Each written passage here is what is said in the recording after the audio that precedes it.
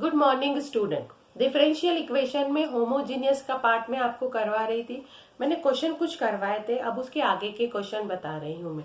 देखिए question number 7 क्या दे रखा हुआ है। x cos y bye x plus y sin y bye x y dy और फिर dx का फॉर्म आपके पास दे रखा हुआ है। दोनों ही कैटेगरी है, एक तो dx के फॉर्म को रिप्रेजेंट करेगा और एक dy बाय dx के फॉर्म को रिप्रेजेंट करेगा। सबसे पहले आपको एक्सप्रेस करना है डिफरेंशियल इक्वेशन का फॉर्म कैसे अरेंज होगा, कौन सी वैल्यू को निकलेगा। तो पहले तो हमने dy बाय dx की कैटेगरी निकाली है। dy by dx equal to क्या हो जाएगा, x cos y bye x plus y sin y bye x. ठीक, ये हो गया y अपॉन वैल्यू में कितनी आ जाएगी, y sin y bye x minus x cos y bye x और x का फॉर्म रिप्रेजेंट कर रखा है। ठीक है, अब ये होमोजीनियस के पार्ट को रिप्रेजेंट करना है, मीन्स ये किसके इक्वल है, f of x plus y के इक्वल दे रखा हुआ है फंक्शन में। फिर आप इसमें वही लैम्डा वाली कैटेगरी रखेंगे तो होमोजीनियस का फॉर्म हो जाएगा, वैल्यू सॉल्व हो जाएगी। Now f of lambda x lambda y equal to हो गया cos lambda y upon lambda x। ठीक है, इस टाइप से प्लस y की जगह आप क्या यूज कर रहे हैं, वही फॉर्म यूज करोगे। लैम्डा कौन सा फॉर्म है, lambda y upon lambda x की category, sign lambda y upon lambda x का फॉर्म रिप्रेजेंट कर रखे हैं। यही वैल्यू आ गई ना आपके फॉर्म में। आप चाहो तो उसको y बाय एक्स के फॉर्म से रिप्रेजेंट इजीली कर सकते हो। तो ये वैल्यू आपके पास ओवरऑल में पूरी रिप्रेजेंट करेगी। ये हो गई है lambda y upon lambda x के फॉर्म को रिप्रेजेंट कर रखा है। अपॉन की कैटेगरी में भी सेम एज इट इज है, ये आ जाएगा लैम्डा y लैम्डा x का फॉर्म हो गया। ये हो जाएगा sign lambda y upon lambda x, फिर माइनस के cos lambda y upon lambda x का फॉर्म। ये किसके इक्वल है, एफ ऑफ एक्स y और ये लैम्डा 0, मतलब इसकी जो डिग्री आ गई वो 0 आ गई। ये होमोजीनियस के पार्ट को रिप्रेजेंट कर रखा है। ठीक है, अब इसमें सिर्फ सिंपल सा फॉर्म यूज करना है, वही कैटेगरी है। y equal to v x d y by d x equal to v plus x dv by d x का फॉर्म आ गया। तो v plus x dv by d x का फॉर्म आ जाएगा। अब वैल्यू के फॉर्म में देख लीजिए तो आ जाएगा x cos v, क्योंकि y बाय एक्स की वैल्यू कितनी आ गई, v आ गई है। अब यहाँ पर देखोगे तो ये आ गया vx sin v, और यहाँ पर वैल्यू में देखो आप फॉर्म में आ गया है, यहाँ पर y equal to v x है तो vx का फॉर्म आ गया है। ये आ गया आपके पास vx sin v minus x cos v। ठीक है, और ये आ गया x, इसमें से x कॉमन निकाला, इसमें से x कॉमन निकाला, x से x कैंसिल हो जाएगा, v plus x dv by d x का फॉर्म निकल गया। ये x से x कैंसिल हो जाएगा, इजीली फॉर्म को रिप्रेजेंट करेगा। यहाँ से x कॉमन निकाला, यहाँ से x कॉमन निकाला, कैंसिल हो जाएगा, बचेगा cos v plus v sin v, और ये हो गया v का फॉर्म। तो v sin v माइनस के कितना हो गया, cos v के फॉर्म को रिप्रेजेंट कर रखा है। v को हमने क्या करा है, उधर शिफ्ट करा है, और इसको हम पूरी तरीके से सॉल्व करेंगे। तो आ गया x dv by dx equal to cos v, और ये v का अंदर इंटू कर दिया, तो v cos v plus v square sin v। ठीक है, ये v को उधर ले गई तो माइनस का v आ जाएगा, ये v उधर होकर किस में कन्वर्ट हो गया, माइनस का v के फॉर्म में कन्वर्ट हो गया।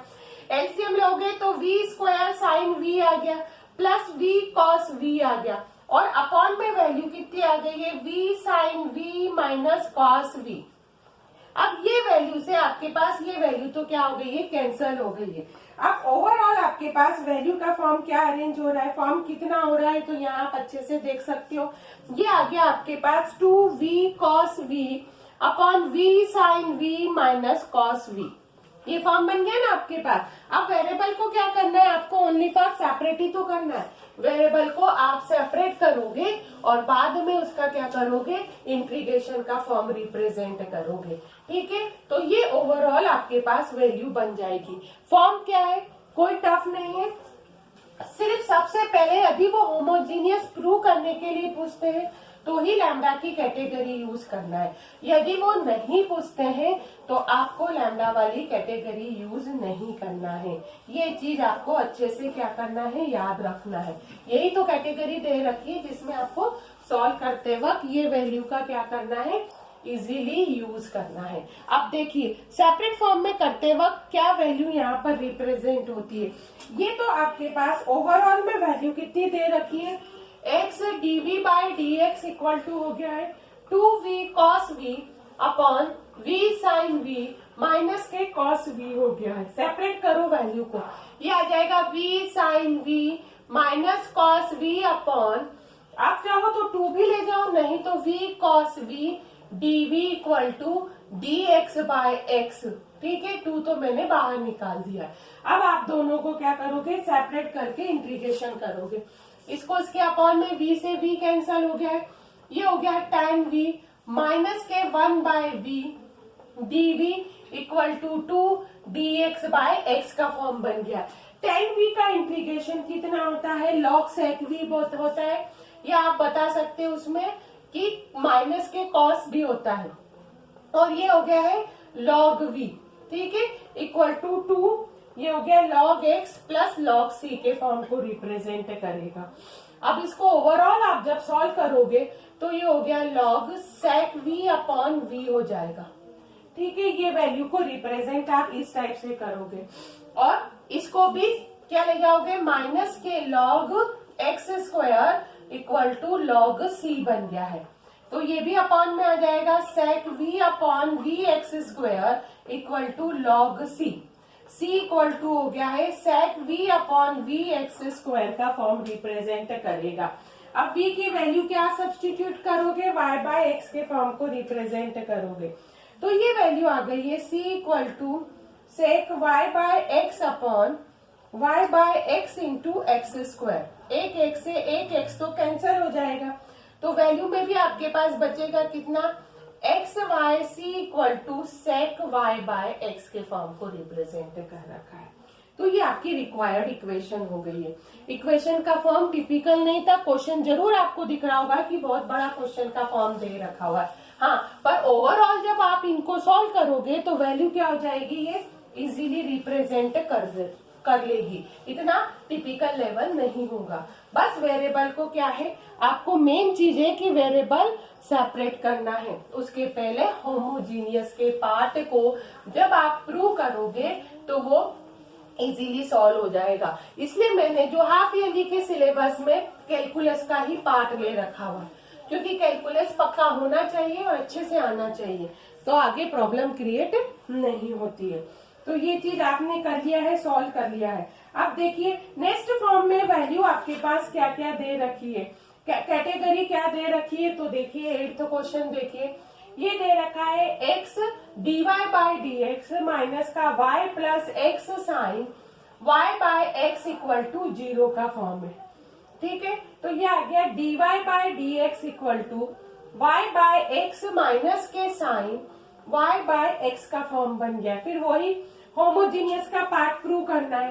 होमोजीनियस के फॉर्म में वही लिखोगे, let f of x comma y equal to y by x minus के साइन y बाय x के फॉर्म को, तो lambda x lambda y equal to हो गया lambda y upon lambda x minus के sine lambda y upon lambda x equal to lambda 0 f of x comma y हो गया। मतलब ये होमोजीनियस का आपके पास पार्ट क्या हो गया है, कंप्लीट हो गया है।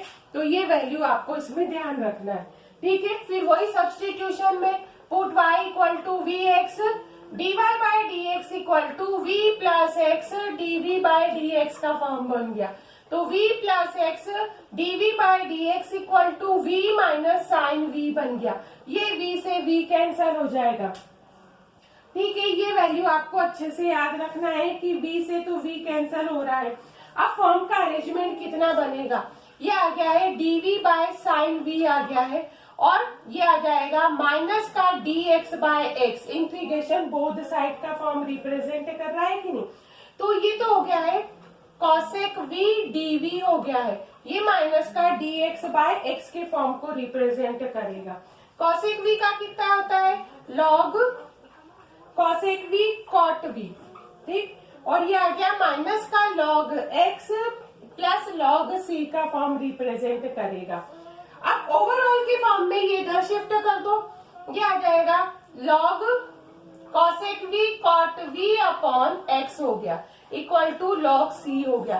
कंपेयर करेंगे लॉग से लॉग तो आपके पास क्या हो जाएगा, कैंसिल हो जाएगा। अब वैल्यू का फॉर्म कितना बच रहा है, ये बच रहा है cosec v minus cot v upon x equal to c. Cosec v को y बाय एक्स लिखा, कॉट को लिखा y bye x upon x equal to c. अब आप कॉसेक को कन्वर्ट कर सकते हो साइन के फॉर्म में, किसमें कन्वर्ट कर सकते हो, साइन के फॉर्म में कन्वर्ट कर सकते हो। साइन के फॉर्म में कन्वर्ट कर सकते हो, कॉस अपॉन साइन के फॉर्म में भी कन्वर्ट कर सकते हो, तो भी आपके पास वैल्यू का नया फॉर्म यहाँ पर रिप्रेजेंट कर रखेगा। कुछ भी नहीं है, आप जैसा दे रखा है कि कॉसेक साइन में, क्योंकि क्वेश्चन साइन कॉस में दे रखा है तो साइन कॉस में कन्वर्ट कर लीजिए, तो आपका आंसर वो रिप्रेजेंट करेगा। यदि कॉसेक में भी कर रखा है तो फर्क कुछ नहीं है, क्योंकि क्वेश्चन वही तो फॉर्म है, सिर्फ v की वैल्यू मैंने क्या करी है यहाँ पर सब्स्टिट्यूट कर रखी है। तो ओवरऑल आपके पास ये वाला पोर्शन क्या हो गया है, कंप्लीट हो गया है, ठीक है। ये वाले फॉर्म में कोई प्रॉब्लम नहीं दे रखी हुई है। अब मैं आपको नेक्स्ट क्वेश्चन बताऊंगी। क्वेश्चन का फॉर्म तो एज इट इज ही चल रहा है, सारे फॉर्म में होमोजीनियस ही करना है। अब होमोजीनियस वाली चीज तो आप खुद ही प्रूव कर सकते हो। क्या दे रखा है, सिंपल सी 2 लाइन ही तो लिखनी है, और मैंने पहले वीडियो में बता रखा है कि लिखना किस टाइप से है, तो वो उसी टाइप से लिखकर आप क्या कर सकते हो, अरेंजमेंट कर सकते हो। तो ये क्वेश्चन आपके पास कंप्लीट हो जाएगा। अब नेक्स्ट देखो, पर्टिकुलर सोल्यूशन से आएगा 11th में, मतलब सी की वैल्यू फाइंड करनी है। ये है x plus y dy plus x minus y dx equal to 0, x equal to y equal to 1, मतलब दोनों की स्टैंडर्ड वैल्यू कितनी दे रखी है, 1 के पार्ट को रिप्रेजेंट कर रखी है। अब निकाल लो इसमें, dy by dx equal to है y minus x upon x plus y. Homogeneous आप प्रूव कर ही सकते हो। अब हम सब्स्टिट्यूट करेंगे यहाँ पर कि y equal to v x, ठीक है। dy by d x equal to v plus x dv by dx के फॉर्म को दे रखा है। सब्स्टिट्यूट करो, v plus x dv by dx equal to vx minus x upon x plus vx। तो v plus x dv by dx equal to v minus 1 upon 1 plus v। x dv by dx equal to v minus 1 upon v plus 1 minus v by 1। x dv by dx equal to v minus 1 minus का v square minus का v upon v plus 1। v से तो v cancel हो जाएगा। अब सिर्फ इसको क्या करना है, माइनस कॉमन निकाल के अरेंजमेंट करना है। v plus 1 upon v square plus 1 dv equal to minus का dx बाय x का फॉर्म रिप्रेजेंट करेगा, ठीक है। ओवरऑल ये वैल्यू हो गई है। अब सिर्फ इसका क्या करो, आप इंटीग्रेशन का फॉर्म करो, तो वैल्यू में हो जाएगा v upon v square plus 1 dv plus dv upon v square plus 1 equal to minus का dx अपॉन x की वैल्यू रिप्रेजेंट होगी, ठीक है। अब इसका तो इंटीग्रेशन आप कर सकते हो उसको टी पुट करके, तो 1/2 लॉग वी स्क्वायर प्लस 1 हो गया। ये हो गया है tan इनवर्स v के फॉर्म को रिप्रेजेंट कर रखा है, और वाला फॉर्म क्या रिप्रेजेंट करेगा, log x के फॉर्म को रिप्रेजेंट करेगा। नो माइनस के log x प्लस c हो गया है। अब 1/2 log v square plus 1 plus log x plus tan inverse v equal to c के पार्ट को रिप्रेजेंट कर रखा है। अब ओवरऑल इस वैल्यू को देखो तो ये हाफ के पार्ट को रिप्रेजेंट करेगा। किसको करेगा, हाफ के पार्ट को रिप्रेजेंट कर सकता है, क्योंकि पावर ऊपर चली गई है। तो लॉग हो गया, अंडर रूट का पार्ट देखना, हाफ एंड रूट हो जाएगा 1 plus y square over x square plus log x plus tan inverse v की वैल्यू भी y बाय एक्स रख दिए, ठीक है, इक्वल टू c के पार्ट को रिप्रेजेंट करेगा। अब इसको आप सॉल्व कर दीजिए, फॉर्म कितना बनेगा, ये हो गया है log under root x square plus y square upon x square plus log x plus tan inverse y bye x equal to c हो गया। अब log m into log n भी लगा सकते हो, तो फिर भी आपके पास वैल्यू बन जाएगी, ये आ जाएगी log under root x square plus y square plus tan inverse y bye x equal to c. अब देखो ये तो रूट के बाहर हट जाएगी तो ये लॉग वाला फॉर्म कैंसिल हो जाएगा, ठीक है, ये फॉर्म आ गया। अब x की वैल्यू कितनी है 1, y की वैल्यू 1 है, पुट कर दो √2 plus tan inverse 1 equal to सी। √2 के फॉर्म का अरेंजमेंट आप कर सकते हो। tan इनवर्स 1 की वैल्यू कितनी दे रखी है π/4, तो आंसर आ जाएगा log √2 plus π/4 equal to c. अब इस c की वैल्यू को यहाँ पुट कर दो, ये आ गया log under root x square plus y square plus tan inverse y bye x equal to log √2 plus π/4। ये आंसर आपका स्पेसिफाई हुआ, ये आंसर आप सॉल्व कर सकते हो। तो आपके पास पर्टिकुलर सोल्यूशन हो या जनरल सोल्यूशन हो तो आप क्या कर सकते हो, उसको तो सिर्फ सिंपल सॉल्व करना है। पर्टिकुलर सोल्यूशन में वैल्यू को क्या करोगे, आप सब्स्टिट्यूट करके सॉल्व कर सकते हो। अब इसी टाइप से आप नेक्स्ट क्वेश्चन 12 और 13 इजीली सॉल्व कर सकते हो। मैं आपको एक और क्वेश्चन का पार्ट बता देती हूँ जो भी पर्टिकुलर सोल्यूशन को ही रिप्रेजेंट कर रखा है। ये होमोजीनियस का लास्ट क्वेश्चन होगा, ठीक है। उसके बाद मैं आपको क्या बताऊंगी, लास्ट डिफरेंशियल इक्वेशन में भी एक ही टॉपिक है, एक टॉपिक तो रिड्यूस कर दिया है, मतलब dx वाला तो रिड्यूस कर दिया है, ओनली पार्ट dy बाय वाला इसमें इंक्लूड है। तो ये चीज आपको अच्छे से इसमें क्या करना है, ध्यान रखना है। तो अब ये वाले पोर्शन में वैल्यू क्या आएगी वो देख लीजिए। तो क्वेश्चन कौन सा दे रखा है, क्वेश्चन लास्ट है, क्वेश्चन नंबर 14 देखिए क्या फॉर्म को रिप्रेजेंट करेगा। क्वेश्चन नंबर 14 है dy बाय dx माइनस के y bye x plus cosec y bye x equal to 0। x की वैल्यू 1, y की वैल्यू 0। होमोजीनियस तो आप निकाल ही सकते हैं कि होमोजीनियस इक्वेशन है क्योंकि y बाय एक्स के फॉर्म को रिप्रेजेंट कर रखा है। तो dy by dx equal to आपके पास वैल्यू कितनी है, y बाय एक्स माइनस के कॉसेक y बाय एक्स के फॉर्म को रिप्रेजेंट करेगी। अब सब्स्टिट्यूट करो y इक्वल टू vx, वही dy by dx equal to v plus x dv by dx हो गया। तो v plus x dv by dx equal to, ये तो v हो गया, ये हो गया कॉसेक v, v से v कैंसल हो जाएगा, ठीक। अब इसका इंटीग्रेशन का फॉर्म ही निकालना है, dv upon cosec v equal to minus dx upon x का फॉर्म रिप्रेजेंट होगा, ठीक है। इसको क्या लिख सकते हैं, कॉसेक v का मतलब हो गया sine v dv equal to minus का dx बाय x। साइन का इंटीग्रेशन कितना होता है, माइनस का कॉसेक v होता है इक्वल टू माइनस का log x माइनस का c हो गया, ठीक है। अब आप क्या कर सकते हो, ये वाला माइनस इसलिए ले रखा है कि माइनस ओवरऑल में कॉमन निकालेंगे तो प्लस के फॉर्म को रिप्रेजेंट करेगा। ये हो गया log x प्लस c के फॉर्म को रिप्रेजेंट कर रखा है। वैल्यू पुट कर दो, cosec y bye x equal to log x plus c। y की वैल्यू कितनी है 0 और x की वैल्यू कितनी है 1, तो ये हो गया cos 0 equal to log 1 plus c। log 1 की 0 होती है, c की वैल्यू 1 होती है, 1 वापस पुट कर दो तो ये हो गया cosec y bye x equal to log x plus 1 के पार्ट को रिप्रेजेंट करेगा। तो ये आपकी होमोजीनियस इक्वेशन का फॉर्म क्या हो गया है, रिप्रेजेंट हो गया है। अब होमोजीनियस इक्वेशन के फॉर्म की कंडीशन भी क्या होती है, ये सब आप इसमें देख सकते हो कि सब्स्टिट्यूशन और फॉर्म को क्या क्या रिप्रेजेंट किया जा सकता है। तो ये है कुछ बड़ा नहीं है, सिर्फ होमोजीनियस का पार्ट ही दे रखा है तो इजीली आप सॉल्व किया जा सकता है। अब जो नेक्स्ट टॉपिक आपके पास दे रखा है वो क्या है, लीनियर डिफरेंशियल इक्वेशन है। क्या दे रखा है यहाँ पर देखिए, लीनियर डिफरेंशियल इक्वेशन, ये लास्ट टॉपिक है डिफरेंशियल इक्वेशन के फॉर्म का। अब लीनियर डिफरेंशियल इक्वेशन का फॉर्म किसको रिप्रेजेंट करेगा, तो ये याद रखना, ये होता है dy by dx plus p y equal to q, ठीक है। p और q क्या होता है, कांस्टेंट होता है। p q इक्वल टू क्या रिप्रेजेंट करेगा, ये रिप्रेजेंट करेगा कांस्टेंट फंक्शन के फॉर्म में, ठीक है। ये चीज आपको अच्छे से याद रखना है। अब इसका सोल्यूशन या सॉल्व करने की प्रोसेस क्या होती है, सबसे पहले सोल्यूशन का फॉर्म देखो इसमें। अब आपके पास वैल्यू का रिप्रेजेंट कैसे किया जाता है, सॉल्व कैसे करते हैं, तो ये तो फॉर्म रिप्रेजेंट होता है देखो सिंपल सा फॉर्म देखना, y इंटू ई की power p d x equal to q into e की power p d x plus constant का सोल्यूशन होता है।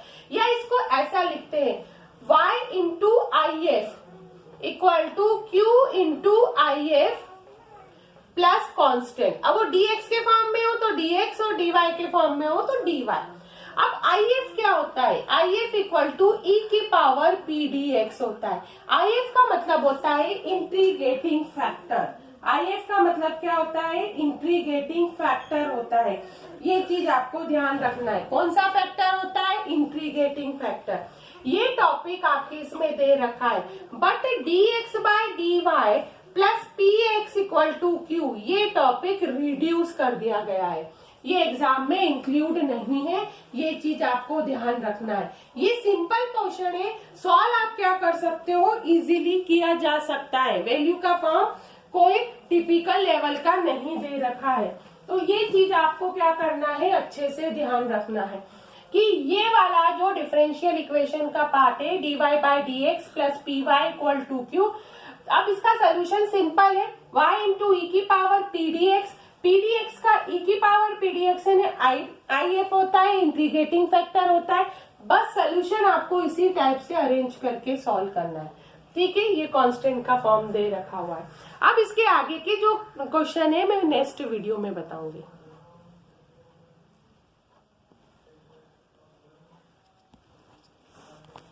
हैंग हो गया।